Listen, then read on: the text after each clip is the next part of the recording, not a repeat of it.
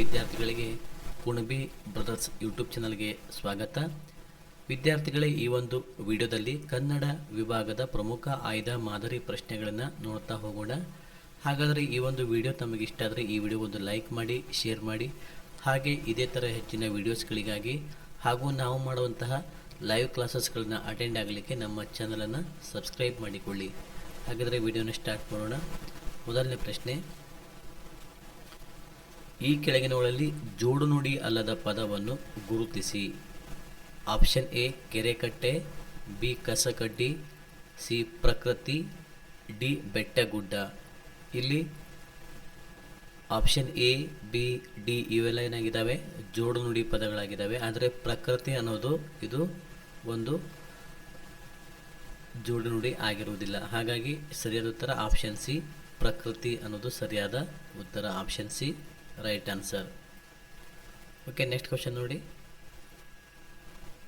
Question number 2, a plus ಪ plus ಪ plus ಅ ಇದನ್ನು ಕೂಡಿಸಿ ಬರೆದಾಗ ಡ್ಯಾಶ್. ಆಪ್ಷನ್ ಎ ಅವ್ವಪ್ಪ, ಬಿ ಅಪ್ಪಾಜಿ, ಸಿ ಅಪ್ಪಿ, ಡಿ ಅಪ್ಪ ಅಂತ ಇದೆ. ಇದನ್ನು ಕೂಡಿಸಿ ಬರೆದಾಗ ನಮಗೆ ಆಪ್ಷನ್ ಡಿ ಅಪ್ಪ ಆಗ್ತದೆ. ಹಾಗಾಗಿ ಎರಡನೇ ಪ್ರಶ್ನೆಗೆ ಆಪ್ಷನ್ ಡಿ ಸರಿಯಾದ ಉತ್ತರ. ವಿದ್ಯಾರ್ಥಿಗಳೇ ಒಂದು ಗಮನಿಸಿ, ಅಂದರೆ ಈ ಥರ ಪ್ರಶ್ನೆಗಳನ್ನು ಸಹ ಸಾಕಷ್ಟು ಸಲ ಹಿಂದಿನ ಕ್ವಶನ್ಸ್ ಪೇಪರ್ನಲ್ಲಿ ಕೇಳಿದ್ದಾರೆ. ಸೊ ಹಾಗಾಗಿ ನೀವು ಪದಗಳನ್ನು ಬಿಡಿಸಿ ಬರೆಯುವಂತಹ ಒಂದು ವಿಧಾನವನ್ನು ನಿಮಗೆ ಗೊತ್ತಿರಬೇಕು. ಓಕೆ, ನೆಕ್ಸ್ಟ್ ನೋಡಿ. ಕ್ವಶನ್ ನಂಬರ್ 3, ದೀರ್ಘ ಸ್ವರಗಳ ಸಂಖ್ಯೆ ಎಷ್ಟು? ಕನ್ನಡ ವರ್ಣಮಾಲೆಯಲ್ಲಿ ಇರುವಂತಹ ದೀರ್ಘ ಸ್ವರಗಳು. Option A 6, B 7, C 5, D 9 ಅಂತ ಇದೆ. ಇದಕ್ಕೆ ಸರಿಯಾದ ಉತ್ತರ ಆಪ್ಷನ್ ಬಿ 7. ರಸ ಸ್ವರಗಳು 6, ದೀರ್ಘ ಸ್ವರ 7.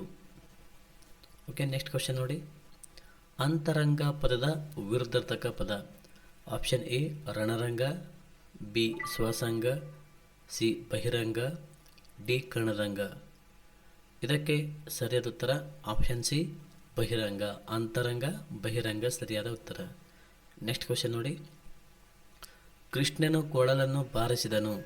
ಈ ವಾಕ್ಯದಲ್ಲಿರುವ ಕ್ರಿಯಾಪದ ಯಾವುದು? ಕೃಷ್ಣ, ಬಾರಿಸು, ಕೊಳಲು ಯಾವುದು ಅಲ್ಲ ಅಂತಿದೆ.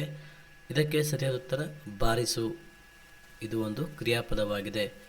ಅಥವಾ ಕೃಷ್ಣನು ನದಿಯಲ್ಲಿ ಈಜಿದನು. ಇಲ್ಲಿ ಈಜು ಅನ್ನುವಂಥದ್ದು ಏನಾಗ್ತದೆ, ಕ್ರಿಯಾಪದ ಆಗ್ತದೆ. ಈಜಿದನು ಈಜು, ಮಾಡಿದನು ಮಾಡು, ಇವೆಲ್ಲೇನಿರ್ತವೆ ಕ್ರಿಯಾಪದಗಳಾಗ್ತವೆ. ಇಲ್ಲಿ ಯಾವುದು? ಆಪ್ಷನ್ ಬಿ ಸರಿಯಾದ ಉತ್ತರ. Next question.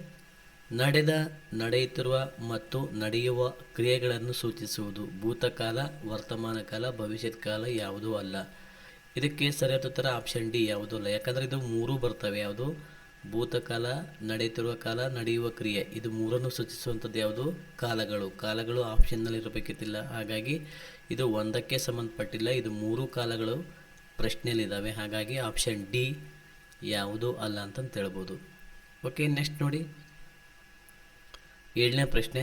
ಕಿಶೋರನು ಮನೆಪಾಠವನ್ನು ಮುಗಿಸಿದನು. ಈ ವಾಕ್ಯದಲ್ಲಿ ಇರುವ ಕಾಲ ಯಾವುದು? ಭೂತಕಾಲ, ವರ್ತಮಾನ ಕಾಲ, ಭವಿಷ್ಯತ್ ಕಾಲ. ಆಪ್ಷನ್ ಡಿ ಯಾವುದೂ ಅಲ್ಲ. ಇದಕ್ಕೆ ಸರಿಯಾದ ಉತ್ತರ ಆಪ್ಷನ್ ಎ ಭೂತಕಾಲ. ಅಂದರೆ ಕಿಶೋರನು ಮನೆಪಾಠವನ್ನು ಮುಗಿಸಿದನು ಅಂದರೆ ಅವನು ಆಲ್ರೆಡಿ ಮುಗಿಸಿದ್ದಾನೆ. ಹೌದಾ? ಈಗ ಮಾಡುತ್ತಿದ್ದಾನೆ ಅಂತಂದರೆ ವರ್ತಮಾನ ಕಾಲ ಆಗ್ತಿತ್ತು. ಸೊ ಆಪ್ಷನ್ ಎ ಸರಿಯಾದ ಉತ್ತರ. ನೆಕ್ಸ್ಟ್ ಕ್ವಶನ್ ನೋಡಿ. ಗುಂಪಿಗೆ ಸೇರಿದ ಪದ ಗುರುತಿಸಿ. ಜಯ, ವಿಜಯ, ಯಶಸ್ಸು, ಭಯ ಅಂತ ಇದೆ. ಇಲ್ಲಿ ಜಯ, ವಿಜಯ, ಯಶಸ್ಸು ಇವು ಒಂದು ಗೆಲುವಿಗೆ ಅಥವಾ ಜಯಕ್ಕೆ ನಾನಾರ್ಥಕ ಪದಗಳು. ಇಲ್ಲಿ ಭಯ ಅನ್ನೋದು ಗುಂಪಿಗೆ ಸೇರದೆ ಇರುವಂತಹ ಪದವಾಗಿದೆ. ಆಪ್ಷನ್ ಡಿ ಭಯ ಸರಿಯಾದ ಉತ್ತರ. ನೆಕ್ಸ್ಟ್ ಕ್ವಶನ್ ನೋಡಿ. ಜೋಡು ನುಡಿಗೆ ಉದಾಹರಣೆ ಯಾವುದು? ಇದು ಕೆರೆಕಟ್ಟೆ, ಗಿರಗಿರ, ಸರಸರ, ಪರಪರ.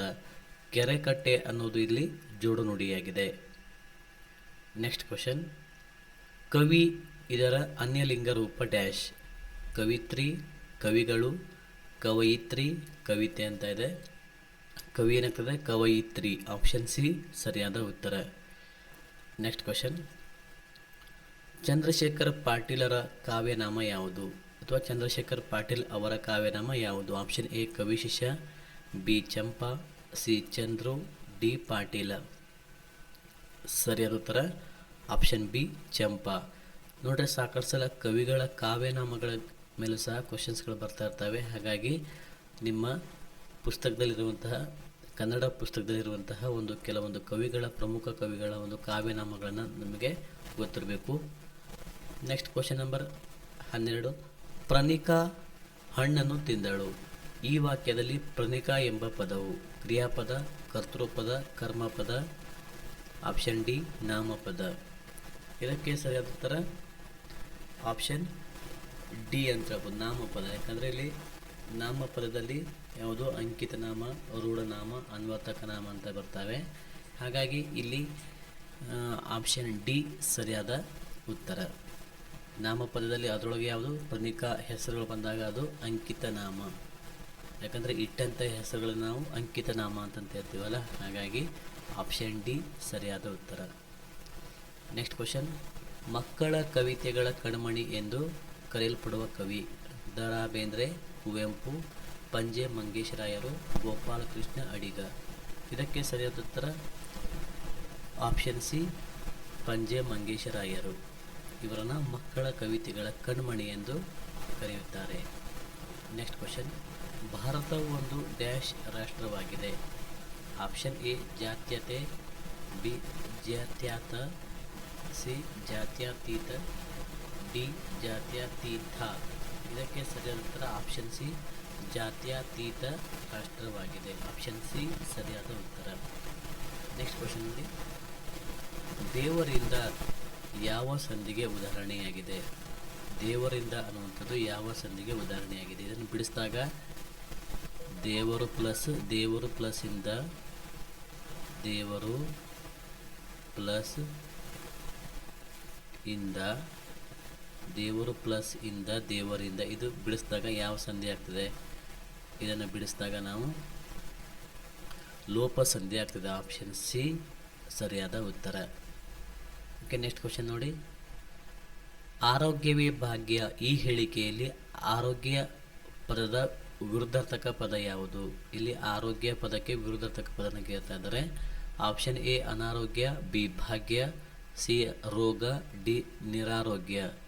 ಆರೋಗ್ಯ, ಅನಾರೋಗ್ಯ. ಆಪ್ಷನ್ ಎ ಸರಿಯಾದ ಉತ್ತರ. Next question. Question number 18. ಅಕ್ಕ ಮಹಾದೇವಿಯವರ ಅಂಕಿತ ನಾಮ ಯಾವುದು? ಕೂಡಲ ಸಂಗಮ ದೇವ, ಅಂಬಿಗರ ಚೌಡಯ್ಯ, ವಿನಾಯಕ, ಚೆನ್ನಮಲ್ಲಿಕಾರ್ಜುನ. ಆಪ್ಷನ್ ಡಿ ಸರಿಯಾದ ಉತ್ತರ. ಚೆನ್ನಮಲ್ಲಿಕಾರ್ಜುನ ಅನ್ನೋದು ಸರಿಯಾದ ಉತ್ತರ. Next question.